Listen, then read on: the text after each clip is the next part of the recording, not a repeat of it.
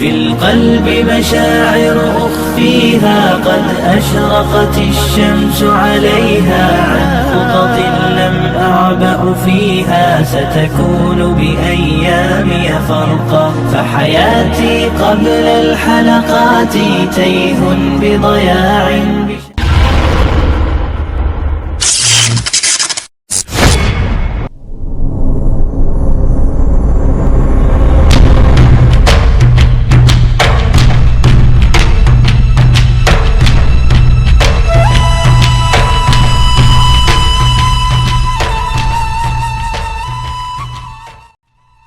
Assalamualaikum warahmatullahi wabarakatuh. Apa kabar sahabat Amirul Mukminin? Semoga semua dalam lindungan Allah Subhanahu wa Ta'ala. Mencium tangan merupakan salah satu wujud mahabbah atau kecintaan dan penghormatan kepada seseorang. Ketika anak mencium tangan orang tuanya atau saat murid mencium tangan guru atau kiainya, tentu itu adalah hal yang lumrah karena di sana ada kecintaan dan penghormatan atas jasa-jasa, keilmuan dan kesalehan mereka. Bagaimana jika tangan kita dicium oleh kekasih Allah, manusia paling mulia, Nabi Muhammad SAW? Tentu tidak bisa dibayangkan betapa bahagianya hati kita. Sungguh beruntung orang-orang yang tangannya dicium oleh Rasulullah. Mereka yang dicium oleh Rasulullah bukan karena harta, tahta, ataupun kedudukan, tetapi karena mereka adalah sahabat-sahabat yang dikenal pekerja keras dalam hidup mereka. Inilah salah satu hikmah betapa Islam mencintai kerja keras. Inilah sahabat yang tangannya dicium oleh Rasulullah SAW. Sa'ad bin Mu'adz radhiyallahu anhu. Suatu ketika Rasulullah SAW bertemu dengan Sa'ad bin Mu'adz dan bersalaman. Beliau merasakan telapak tangan Sa'ad yang kasar dan juga kering. Rasulullah bertanya apa sebabnya. Sa'ad menjawab, "Saya membajak tanah untuk keluarga ya Rasulullah." Mendengar jawaban itu, Rasulullah mencium tangan Sa'ad bin Mu'adz dan berkata, "Inilah tangan yang tak akan disentuh oleh api neraka." Sa'ad bin Mu'adz memang tidak begitu dikenal. Namanya tidak sepopuler Abdurrahman bin Auf, saudagar kaya yang dermawan. Juga tak setenar Salman Al-Farisi, ahli strategi perang dari Persia. Tetapi nama Sa'ad dikenal sebagai sahabat pemilik tangan kasar yang dicium oleh Rasulullah SAW. Beliau memeluk Islam pada tahun 622 Masehi atau 1 Hijriah, ketika Rasulullah SAW tiba di Madinah. Sa'ad bin Mu'adz wafat di usia 37 tahun karena luka parah saat perang Khandak tahun 5 Hijriah. Beliau menghembuskan nafas terakhirnya di pangkuan Rasulullah. Dalam riwayat hadis Al-Bukhari dan Muslim disebutkan, kematian beliau membuat ars bergetar. Mu'adz bin Jabal radhiyallahu anhu. Orang kedua yang tangannya pernah dicium oleh Rasulullah SAW adalah Mu'adz bin Jabal. Suatu ketika, Rasulullah pernah merasakan tangan sahabat Mu'adz bin Jabal begitu kasar dan tebal ketika bersalaman. Rasulullah bertanya kepada Mu'adz dan ia menjawab bahwa tangannya kasar karena ia gunakan untuk bekerja keras mencari nafkah. Tangan yang kasar dan keras itu kemudian dicium oleh Rasulullah dan beliau bersabda, "Kedua tangan ini tidak akan disentuh oleh api neraka."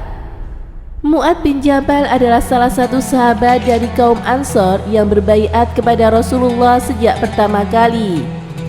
Selain sebagai pekerja keras, Mu'adz dikenal sebagai cendekiawan karena menguasai ilmu fikih yang paling mengerti mana yang halal dan mana yang haram. Sayyidah Fatimah Az-Zahra radhiyallahu anha.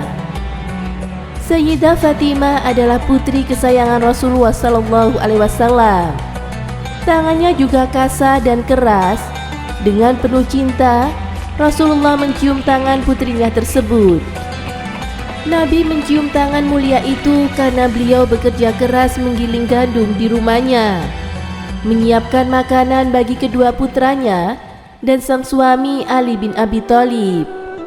Sayyidah Fatimah tidak pernah mengeluh mengerjakan pekerjaan rumah meskipun tangannya melempuh.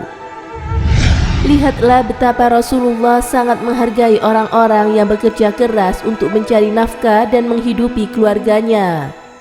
Rasulullah mencium tangan sahabat sebagai penghargaan atas kerja keras mereka, bukan karena ibadah ritual mereka.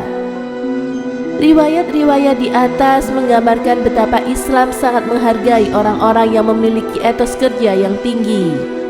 Orang yang bekerja dapat dikatakan sebagai jihad fisabilillah, seperti sabda beliau sallallahu alaihi wasallam, siapa yang bekerja keras untuk mencari nafkah keluarganya, maka ia adalah mujahid fisabilillah.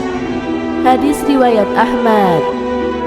Rasulullah sallallahu alaihi wasallam bersabda, barang siapa yang di waktu sorenya merasa kelelahan karena kerja tangannya, maka di waktu sore itu ia mendapatkan ampunan. Hadis riwayat At-Tabrani dan Al-Baihaqi.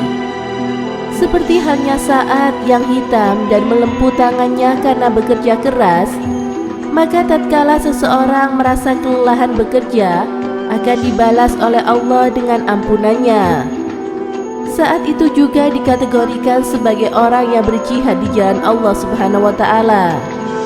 Semoga Allah melimpahkan taufiknya agar kita termasuk pekerja keras dan orang-orang yang berjihad di jalan Allah Subhanahu wa Ta'ala.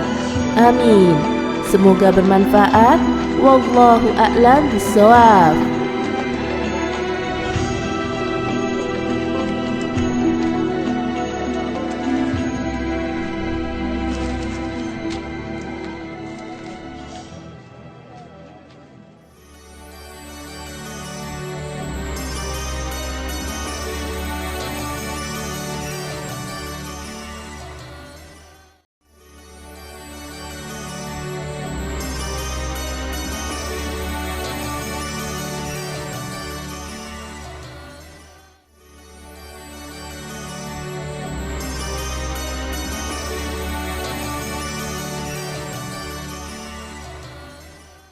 Assalamualaikum warahmatullahi wabarakatuh. Pemirsa Amirul Mukminin yang dirahmati Allah Subhanahu wa Ta'ala, Islam menganjurkan umatnya untuk bekerja.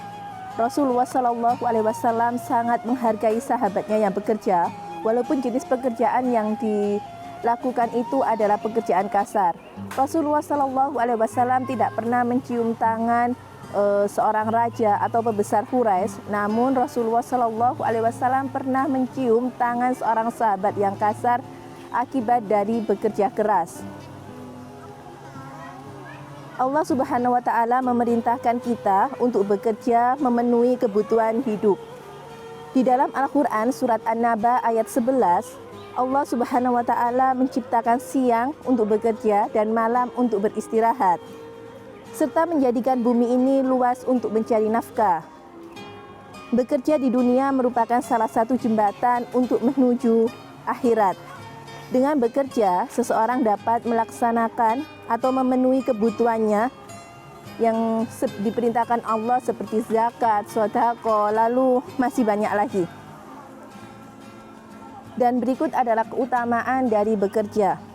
Rasulullah Shallallahu Alaihi Wasallam bersabda, tidak ada seseorang yang memakan satu makanan lebih baik daripada makanan dari hasil usaha tangannya sendiri.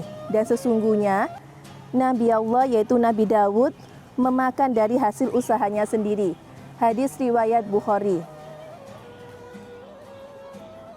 Rasulullah Shallallahu Alaihi Wasallam juga bersabda, sesungguhnya Allah menyukai hamba yang bekerja dan terampil.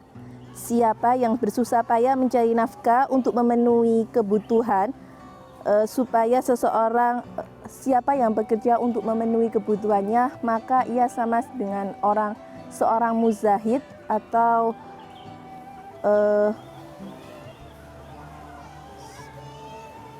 seorang muzahid di jalan Allah. Semoga bermanfaat. Wassalamualaikum warahmatullahi wabarakatuh.